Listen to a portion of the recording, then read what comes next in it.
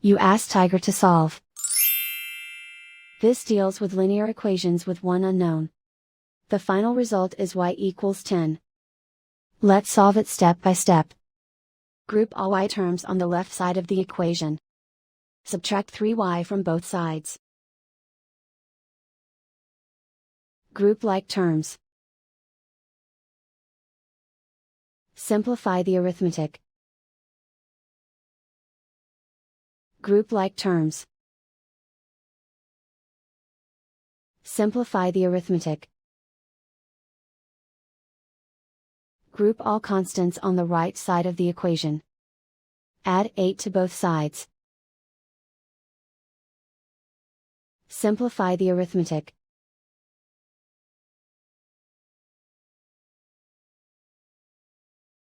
Isolate the y.